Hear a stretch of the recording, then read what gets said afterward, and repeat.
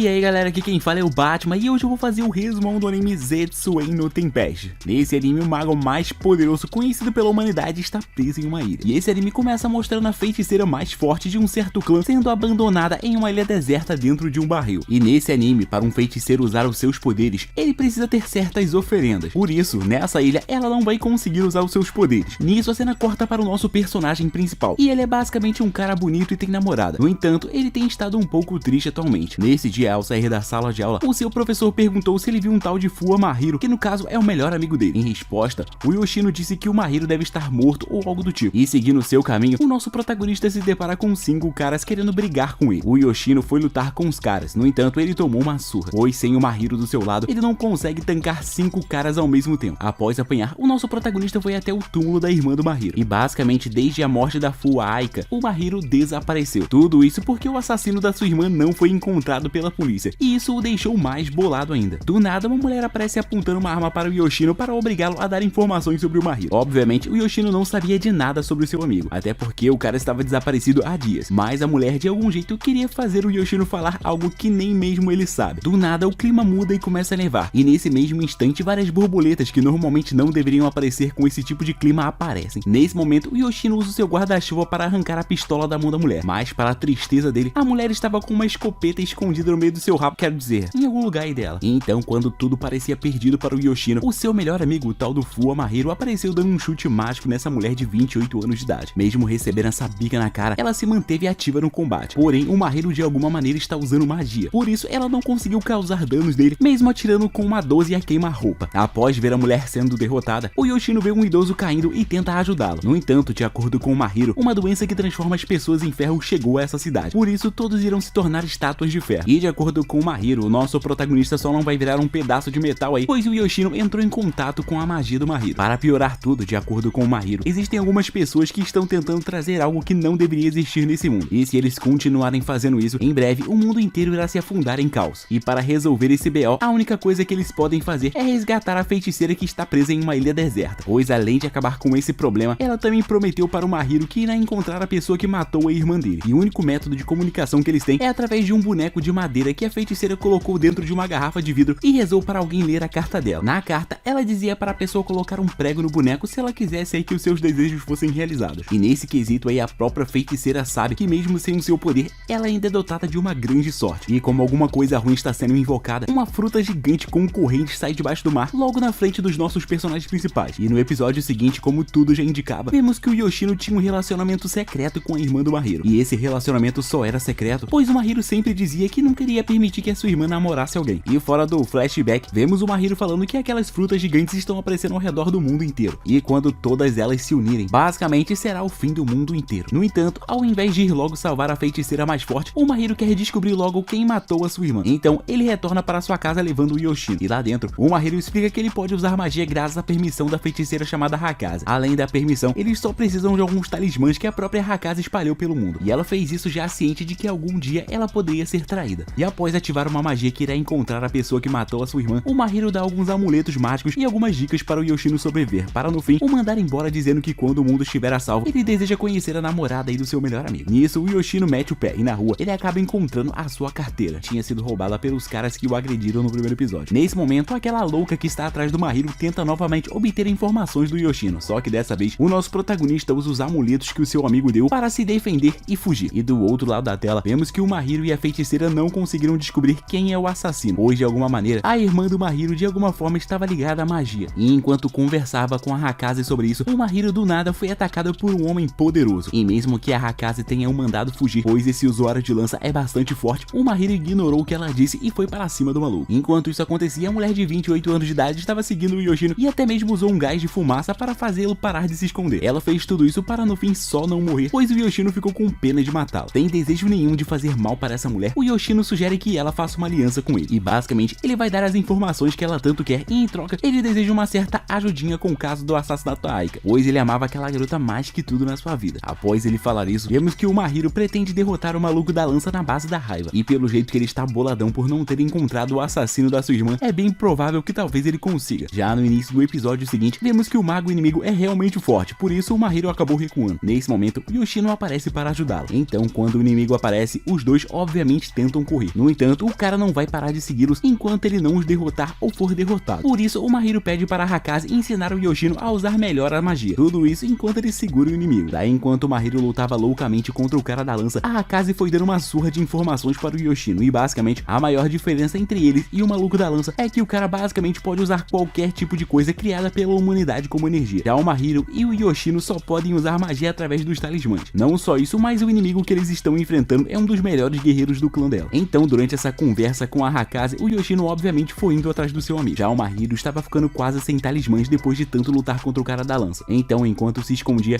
ele se lembra da sua irmã dizendo que ele não pode morrer tão cedo. Por isso, ele pegou a pistola de um policial e saiu novamente para lutar. Nisso, o Mahiro viu que alguns helicópteros militares estavam destruindo a entrada da cidade, pois agora que todos os cidadãos se transformaram em estátuas de metal, isolar a cidade parece o certo a se fazer. Já o Mahiro, usando aquela pistola, mais um vazamento de gasolina de um carro, tentou explodir aí o seu inimigo. No entanto, isso obviamente não foi capaz de deter o cara. Daí, no momento em que o Mahiro iria se dar muito mal, o Yoshino apareceu para ajudá-lo. E o nosso protagonista só encontrou o seu amigo, pois ele achou o celular do cara caído no chão cheio de sangue. E usando uma magia de cura nesse sangue, ele foi capaz de encontrá-lo. Agora, para fugir desse cara, o Yoshino teve a incrível ideia de sair do túnel no exato momento em que ele estava prestes a ser explodido pelos caras de helicóptero. Dessa maneira, o inimigo ficou dentro do túnel e eles do lado de fora. E de acordo com os inimigos, as coisas nesse mundo sempre tendem a dar certo para a Hakaze, pois ela é abençoada pela árvore da origem. A árvore essa que eles basicamente deveriam proteger. No entanto, eles estão trabalhando para invocar uma árvore rival a essa, a tal da árvore do Zetsuen. Ainda nesse mesmo episódio, o Mahiro diz para o Yoshino que o responsável por matar a sua irmã foi algum mago do clã Kusaribe, que no caso é o clã que traiu a Hakaze a isolando numa ilha. E depois de fugirem do cara da lança, os nossos personagens principais viajam de ônibus até um lugar onde a Hakaze escondeu mais talismãs. E após pegar as paradas, mais uma daquelas frutas gigantes com um olho gigante no centro começa a ser invocada. Nisso, aquelas borboletas também aparecem e por isso o Yoshino tenta salvar algumas crianças que estavam brincando por ali. No entanto, ele não consegue fazer nada e as crianças acabam se transformando em estátuas de metal. Depois disso, o Mahiro e o Yoshino acabaram invadindo uma casa para se abrigar. E enquanto eles estavam descansando, o Yoshino foi contando para a Hakaze como ele e o Mahiro se conheceram. Basicamente, o Mahiro quando era pequeno era um garoto que ninguém gostava, pois o menor simplesmente fazia tudo que ele queria. Certo dia, o Mahiro foi atropelado por uma moto e o Yoshino foi obrigado a ir ver o Mahiro, pois ele era o monitor da classe nesse dia. No hospital, o Mahiro meio que forçou o Yoshino a ajudá-lo a provar para os seus pais que o piloto da moto tentou o matar de propósito. E ele afirma isso, pois antes de ser atropelado, o Mahiro basicamente viu que o cara podia muito bem ter desviado. Na época, o Yoshino realmente não queria fazer isso, mas como ele foi obrigado, ele rapidamente achou as provas, comprovando que um antigo motorista do pai do Mahiro havia combinado aí de atropelar o Mahiro como uma espécie de vingança contra o pai do menor. E após ajudar o Mahiro a resolver os seus problemas, o Yoshino obviamente se vingou dele, contando a todos da escola que o Mahiro foi atropelado, pois ele estava tentando salvar um cachorrinho. Para alguns isso seria algo bom, mas para o Mahiro isso foi algo horrível, pois depois desse dia ele passou a ser bajulado por todos. E foi exatamente depois disso que o Mahiro descobriu o quão perverso o Yoshino pode ser. Desde esses acontecimentos, os professores fizeram o Yoshino sempre ficar perto do Mahiro. Tudo isso numa tentativa de evitar que o Mahiro fizesse coisas erradas. Ao fim desse flashback, vemos que o Mahiro não é uma pessoa tão ruim como ele aparenta. Afinal de contas, o cara acordou cedinho só para dar uma verificada na estátua das duas crianças. E no início do episódio seguinte, os nossos personagens principais seguem o caminho indicado pela Hakaze. E durante o trajeto, a feiticeira mais forte explica que ela só foi mantida viva, pois aqueles que aprenderam estão mexendo com algo que nem mesmo eles sabem se vão poder controlar. Então, eles a mantiveram viva para resolver as coisas caso tudo dê errado. E de acordo com a Hakaze, existem duas árvores. Uma a protege e tenta manter o mundo numa vibe positiva. Já a outra almeja apenas a destruição das leis e dos princípios naturais. E há não sei quantos anos atrás, a árvore do mal, chamada Zetsuen, perdeu para a árvore da origem. Na época, a árvore da origem também foi ferida. Por isso, ela está adormecida tentando se recuperar. E o certo seria o clã Kusaribe usar o poder da árvore da origem para encontrar os pedaços da Zetsuen e a selar, até o dia em que a árvore da origem retorne à vida. No entanto, por algum motivo, os caras estão reunindo os pedaços da Zetsuen para trazê-la à vida. E após essa surra de história, vemos que o próximo local com talismãs da Hakaze é um aquário. E após os nossos personagens principais pegarem o que eles queriam, alguns membros do clã Kusaribe aparecem. Nesse momento, o Mahiro tenta lutar, mas ele já começa falhando. Por isso, o Yoshino destruiu algumas ossadas gigantes para conseguir fugir desses caras. E enquanto eles fugiam dos caras, esse lugar aí que é um aquário gigante foi ficando bem destruído. E durante uma conversa com a Hakaze, a garota insistia em falar que tudo isso era o destino e que no fim tudo daria certo. No entanto, para o Yoshino isso não parecia muito certo, pois se tudo acontecer como o destino deseja, basicamente a namorada dele e irmã do Mahiro morreu simplesmente para os dois salvarem o mundo. E bom, para fugir dos caras persistentes, o Mahiro cria uma armadilha usando a água do aquário e um cabo de eletricidade bem grosso. Então, para não serem tostados, os caras acabaram recuando. Depois disso, os nossos personagens principais foram para o próximo local indicado pela Hakaze. Ahakase. Basicamente, o talismã mais poderoso dela foi deixado com um antigo conhecido dela. E conhecendo essa pessoa, ela sabe muito bem que ele ainda deve morar na mesma casa. Então, chegando no lugar, o Mahiro diz a senha secreta para o garoto chamado Junichiro acreditar neles. E eu sinceramente recomendo que vocês assistam um anime e vejam essa senha por conta própria, pois ela facilmente faria o YouTube desmonetizar esse vídeo. E após dar o último talismã aos nossos personagens principais, o Junichiro pergunta se o Yoshino e o Mahiro desejam rezar em nome da Ahakase, pois ela morreu já faz tempo. Ao ouvir isso, a Ahakase fala que o seu antigo amigo está brincando. No entanto, ela já morreu mesmo e o Junichiro até mesmo já viu o corpo dela. E além do Junichiro falar isso, o cara que traiu a Ahakase vai lá e dá uma olhadinha na alçada dela para confirmar mais uma vez que a garota realmente está morta. E sim, pelo visto, a Ahakase realmente foi dada como morta. E o melhor amigo dela, o Junichiro, confirmou com seus próprios olhos que aquela era a alçada dela. Até porque, de acordo com ele, a cabeça parecia ter o mesmo formato bizarro que ela tinha. Na época, durante uma conversa com um homem chamado Samon, o Junichiro descobriu que o cara fez isso com a Ahakase, acreditando que a árvore da origem estaria ao lado dela e que por isso ela sobreviveria. No entanto, tudo deu no que deu. Por isso, todos do clã Kusaribi decidiram despertar a árvore dos Zetsuen. No fim, mesmo que todos digam que a Ahakase está morta, os nossos personagens principais pegaram a maleta com a oferenda poderosa dela e partiram para o próximo objetivo deles. Dentro de um ônibus e durante uma conversa com a Ahakase, ela diz não acreditar que está morta. No entanto, ela não tem motivos para acreditar que o Junichiro iria mentir ou se unir ao tal do Samon. Do nada, as borboletas começam a surgir e mais um pedaço do fruto da Zetsuen sobe aos céus. Nesse momento, as pessoas que estavam dentro do ônibus solo se transformaram em estátuas, pois os nossos personagens principais estavam por perto. Então, a mando do Mahiro, o motorista meteu o pé no acelerador para fora desta cidade. Enquanto isso, o Junichiro estava sendo ameaçado de morte pelo feiticeiro da lança. No entanto, por incrível que pareça, esse cara loiro é forte o bastante para derrotar o maluco da lança rapidamente. Já os nossos personagens principais acabaram ficando a pé, pois o ônibus começou a ter um vazamento de óleo. E em frente a uma fogueira, eles verificam um talismã que o Junichiro guardava. O item era basicamente uma arma de fogo e, de acordo com a Ahakase, quando a magia do clã Kusaribi oferece uma arma letal à árvore da origem, acaba sendo muito mais fácil a árvore emprestar uma grande quantidade de poder ao mago, feiticeiro, sei lá. Nessa noite, do nada, os nossos personagens principais são atacados por militares, e tudo isso não passava de algo que o próprio Yoshino havia planejado com a gótica de 28 anos. Basicamente, ele iria dar informações valiosas a ela, e em troca, ela daria as informações que ele solicitou. E uma das coisas que a investigadora gótica chamada Evangeline pensou que o Yoshino não sabia, era que o Mahiro não era um irmão de sangue da falecida Aika-chan. Porém, o Yoshino sabia disso, e provavelmente por esse motivo, o Mahiro não queria que a Aika namorasse com alguém. E durante essa conversa, o Yoshino disse que o Mahiro irá vir atrás dele, e a Evangeline não bota muita fé nisso. Então, enquanto o Yoshino estava combinando toda a missão a ser feita com o chefe desses militares que estão querendo entrar em guerra contra o clã Kusaribi, e até mesmo consegue alguns itens importantes dele, o Mahiro realmente aparece desmanhando cada um dos militares. No fim, para evitar que os militares sofressem mais dano, o Yoshino pulou para fora do carro blindado dos caras e voltou para a companhia do Mahiro. E o que mais o Yoshino estava estranhando nisso tudo era que o Mahiro não estava com o olhar de quem realmente queria salvá-lo. E isso fez o Yoshino ficar se perguntando se o Mahiro realmente não suspeita dele. Afinal de contas, o Yoshino namorava a Aika e, pelo visto, o Mahiro no fundo gostava dela. No entanto, até agora não sabemos que tipo de relacionamento aí o Mahiro e a Aika tinham. E então, no episódio 7, confirmamos que o Mahiro realmente sentia algo pela Aika. No entanto, ele mesmo não entendia o porquê disso. Por isso, na época, ele apenas pediu para ela não se envolver com ninguém. Porém, ele pediu isso tarde demais, pois a Aika já estava namorando com o Yoshino escondida dele. Na época, a Aika estava até mesmo planejando um lugar onde ela e o Yoshino poderiam dar o primeiro beijo deles. E nessa mesma tarde ensolarada, o Mahiro convidou o Yoshino para sair com duas garotas e tals. No entanto, os dois se focaram tanto em disputarem um jogo de dardos que as garotas acabaram perdendo o interesse neles.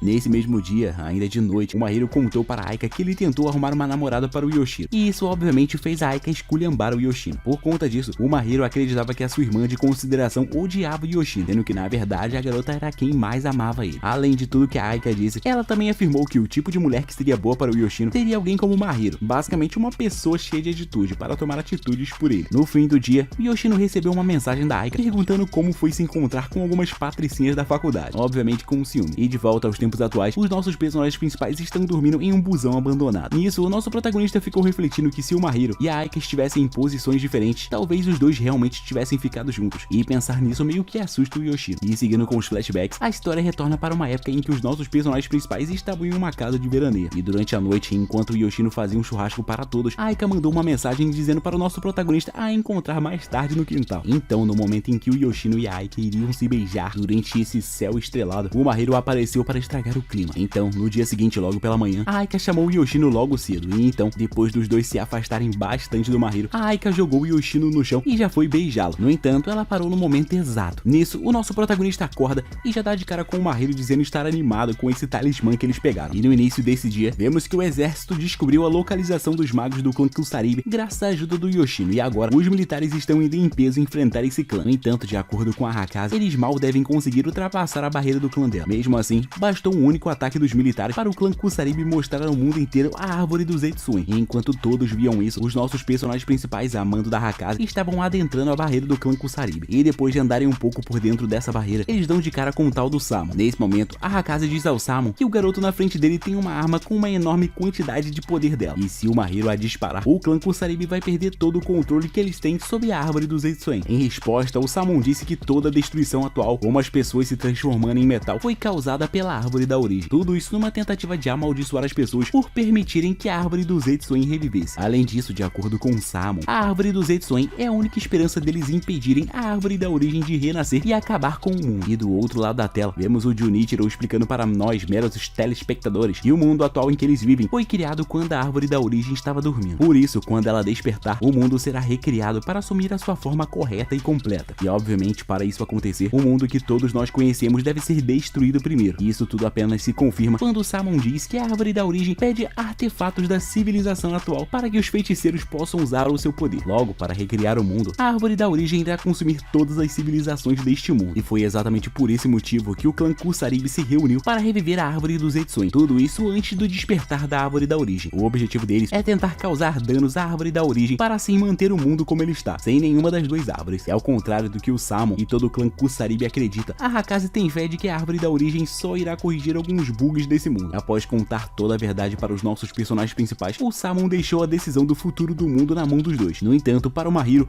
o futuro do mundo não importa, pois a única coisa que ele quer saber é quem matou a Aika. E apontando a sua arma para o Samon, ele pede para que o homem que está na sua frente traga a Hakaze de volta. Nesse momento, o Yoshino obviamente fica com medo do que pode acontecer caso a Hakaze seja trazida de volta. Porém, as palavras dele não alcançam o Mahiro, pois o cara só quer saber de vingança. Em resposta a isso tudo, o Samon diz que a Hakaze já está morta e até mesmo mostra a ossada dela como prova. E para confirmar que ela realmente está morta, o Samon pergunta para a Hakaze em que ano ela está. Nisso, ela acaba dando uma data completamente errada. E a explicação do Samon para isso tudo é que o mundo da princesa está no passado e os nossos personagens principais estão no futuro. E essa comunicação entre ela e todos desse mundo só está sendo possível por conta da magia. Enquanto isso, o exército estava forçando tanto a barreira do clã Kusaribi que o maluco da lança foi obrigado a ir lá dar um pau nele. Já os nossos personagens principais, bom, eles chegaram à conclusão de que o boneco de comunicação que era para estar com a Hakaze se destruiu com o tempo. Por isso, o boneco do futuro está se comunicando com o boneco do passado. E o Samon ainda complementou tudo, dizendo que durante esses 2 anos que a Hakaze morreu, o clã Kusaribi treinou e se fortaleceu para conseguir controlar a árvore do Zetsuen. E ao mesmo tempo que a Hakaze do passado estava lá toda triste por já ter morrido, o maluco da lança estava avançando para cima dos tanques. Tudo isso com o objetivo de usá-los como oferenda e manter a sua magia forte. Desse jeito, ele vai conseguir causar dano aos inimigos sem nunca perder a sua capacidade defensiva. E do outro lado da tela, o Mahiro simplesmente desistiu da Hakaze. No entanto, ele ainda não pretende desistir de descobrir quem assassinou a sua irmã. Então, ao fazer esse pedido para o Samon e explicar que a Hakaze já disse que o assassino da Aika foi alguém do clã Kusaribi, o Samon concordou em entregar o assassino ao Mahiro, pois o clã deles é totalmente contra usar magia contra uma pessoa normal. E vendo todo esse acordo sendo firmado, o Yoshino foi perguntar para a Hakaze se ela vai desistir e deixar tudo acontecer assim mesmo. Ela diz que não pode fazer mais nada. No entanto, por algum motivo, o Mahiro começa a agir para tentar retirar o talismã do Mahiro. E ver isso faz o Samon ficar ainda mais preocupado com o futuro. Afinal de contas, tem toda essa crença aí de que a árvore da origem manipula todo o destino. Então, por conta disso, ele tenta ajudar o Mahiro a não ter o talismã roubado. Mas isso só faz o Mahiro se irritar e mandar o cara não atacar o seu amigo. No fim dessa treta toda, o Yoshino diz ter uma ideia aí para fazer o Mahiro voltar a trabalhar ao lado da Hakaze e ainda ter o seu desejo realizado. E para fazer o Mahiro seguir o que ele deseja, o Yoshino prometeu contar ao seu melhor amigo quem era o namorado da Aika. Ao ouvir isso,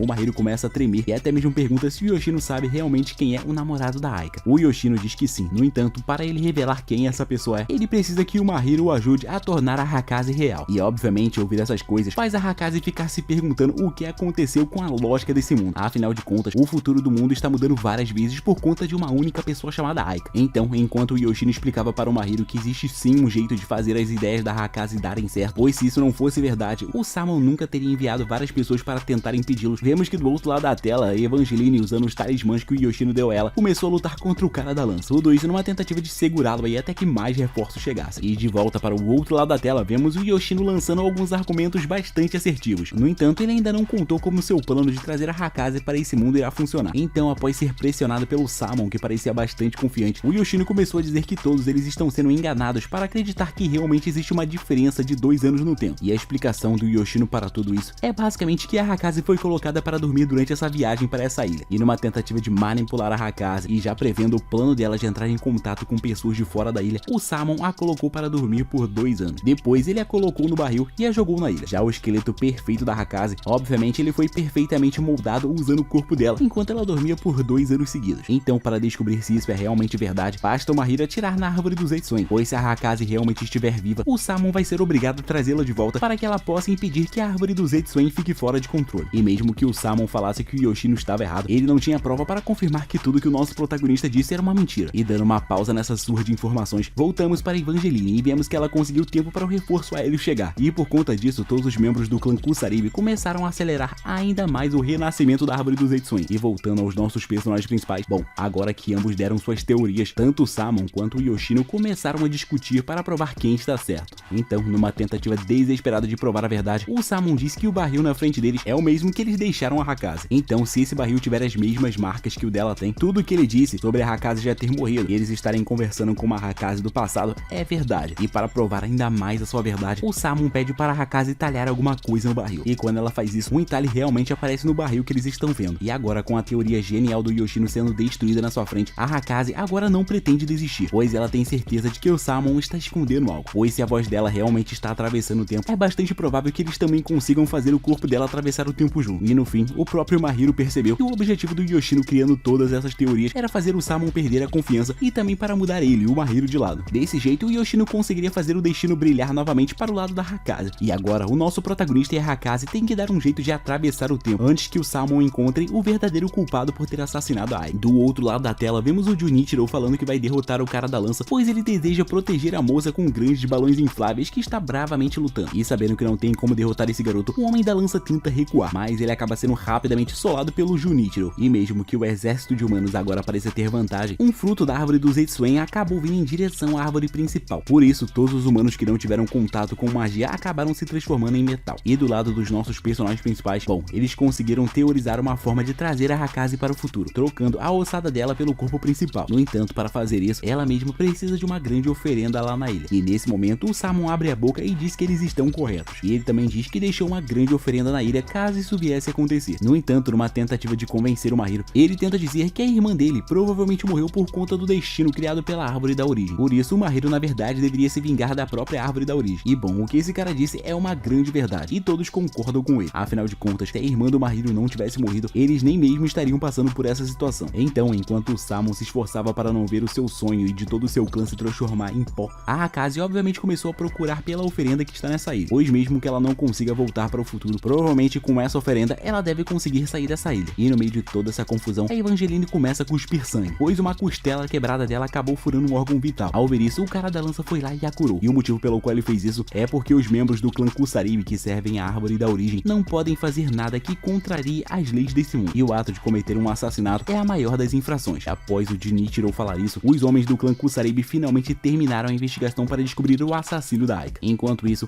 o Simon estava falando para todos ali que alguém do clã Kusaribe nunca cometeria um assassinato. No entanto, de acordo com a Hakaze, ela mesma realizou uma investigação, e o resultado foi que ela não pôde identificar a pessoa, pois as ações do assassino já foram perdoadas e consideradas racionais pela árvore da origem. E de acordo com a Hakaze, somente alguém do clã Kusaribe poderia ter o privilégio de eliminar alguém e ser perdoado pela árvore. No fim, o Samon recebe uma ligação de um dos seus subordinados, e eles confirmam que ninguém do clã Kusaribe assassinou a Aika. E isso pode ser comprovado, pois se quem a matou não pôde ser achado, logo a pessoa teria que ter recebido o perdão da árvore da origem. No entanto, todo perdão e transgressão fica gravada em uma lista daqueles que foram perdoados pela árvore. E a solução da Hakaze para tudo isso é que o assassino da irmã do cara é alguém completamente oposto a ela. Tipo, a Hakaze é a princesa da árvore da origem, e alguém completamente oposto dela seria, no caso, o príncipe ou a princesa da árvore do Zetsuin. Resumindo, o assassino da Aika é um feiticeiro que usa o poder da árvore do Zetsuin. E no episódio 12, a contradição infinita continua, pois tudo está ocorrendo perfeitamente bem para Hakaze. Logo, a árvore da origem pode muito bem ter sido a responsável pela morte da irmã do Mahiro. E no meio de todos esses pensamentos loucos e inexplicáveis sobre quem é ou não é o responsável pela morte da Aika, a própria árvore da origem começa a reviver, consumindo vários artefatos da civilização moderna para ficar mais forte. Já a Hakaze, em meio aos pensamentos de que se a árvore da origem pode realmente alterar o rumo de tudo, por que será que a árvore da origem ainda não a ajudou a encontrar uma oferenda? E por incrível que pareça, bastou a Hakaze Akaze pensar nisso e um artefato da civilização moderna caiu na ilha, e isso foi a prova que ela precisava para acreditar que a árvore da origem realmente poderia ter matado a irmã do Mahiro para colocá-lo nessa situação atual. E mesmo que a árvore da origem seja a culpada, ela prometeu encontrar o assassino em troca da ajuda que ela recebeu. Por isso, mesmo que ela tenha que ir contra a própria árvore da origem, ela vai encontrar esse assassino. E para retornar, bastou ela usar a sua magia tendo fé na árvore da origem, e o seu corpo foi materializado pela Adão no mundo de 2 anos no futuro. Agora, em frente ao Yoshino envergonhado e do Mahiro boladão, ela prometeu encontrar o assassino, e de acordo com ela, se a árvore da origem for a culpada, ela assumirá a culpa por isso e morrerá nas mãos do Mahiro. Nisso, o Mahiro pergunta o nome do namorado da Ai, o cara só